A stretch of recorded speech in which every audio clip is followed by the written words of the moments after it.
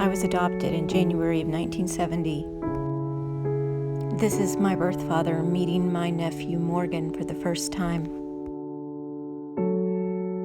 That's my half-brother standing behind him. I wouldn't meet them for another 16 years.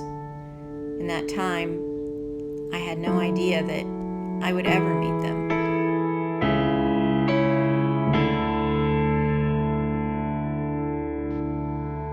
When I look at these pictures, I can't help but have my heart ache a bit about the fact that my birth father never got to hold my daughter in his arms like this. I love the fact that I was able to bring my daughter home to my adoptive family, but there were so many moments in my life that, looking back now, I realize were stolen from me because of adoption. When I look at these pictures and I think about the day that I brought my beautiful baby girl into the world, my first known biological relative, and the joy that it gave my adoptive mom to hold her granddaughter, I think about how much was taken from my birth father, who I call Pop, and his wife, who I call Nanny. Here they are with Morgan. He appears to be, I don't know, maybe a little under a year old. And I think about what life would have been like if they'd been able to hold my daughter and see her at this age. This is my little girl with her grandfather, who we call Baba. He's the one that got to watch her live her little life until he passed away when she was only 5 years old. She spent the rest of her life without a grandpa until she finally met her birth grandfather at the age of 22. Much like my own birth mother, I got pregnant at 18 unexpectedly. I did decide to keep my baby. She was the only biological tie that I had in this world, and I wasn't about to let her go. I wish that my birth father and his family could have shared her with me and been there to watch me along this journey. You know, there's so many family events that we miss. When I look at this picture of Morgan at I don't know, maybe 8, there with Nanny and Pop and my brother and my brother's daughter, who's also my niece.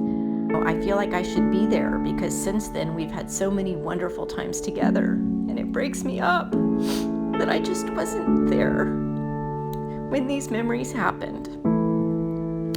Likewise, it breaks me up that they weren't there when the memories of my daughter's birthdays happened. This is Victoria turning 4, and my birth father, he cried and mourned over this loss as well. He was very sad that he didn't get to be a part of these special birthday celebrations. Eventually, though, he did, finally. I think this was when she turned 20, just a few months after he and I met for the very first time. And God didn't make him happy. It was wonderful for her, too, because she hadn't had a grandfather for the majority of her life since my father, her Baba, had died when she was only 5 years old. This is a picture of my birth father holding his great-grandson. This is what I mean when I tell you what adoption took from all of us. He didn't get to hold me when I was born. He didn't get to hold my daughter when she was born. But by God, he did get to hold his great-grandson when he was born. And that's also something that my adoptive parents did not get to experience because they had already passed. I also got to finally meet Morgan. I met Morgan when he was 16. And I will say he is my absolute favorite nephew, although I'll admit, according to my pop and everyone else, he's the only one I have. But it just shows you, I think what it would have been like for me to be in that little boy's life, his whole life. Luckily, I think we still have such a bond that it is almost like we never weren't in each other's lives. This is us today, all of us, on the other side of this. My brother, his wife, my nephew Morgan, my pop, our nanny, her husband. The only people missing from this photo is my niece Kaylee and my newest grandson, Emmett, who's now 3 years old. I guess where I was trying to go with this post is just to show how much loss happens when adoption happens.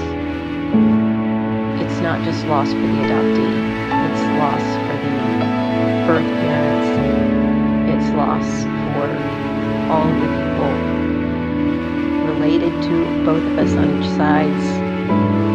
But it's also a duality that adoptees and reunited birth parents have to live with, and that is that we each had these long lives that came before, and there's no way to get past that or to assimilate it. You really just have to grieve for it.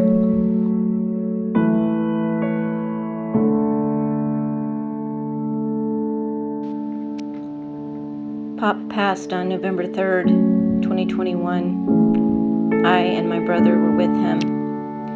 And even though we can't make up for those 40 years we lost, we have made the most of our precious 11 years together, and it was a fantastic ride.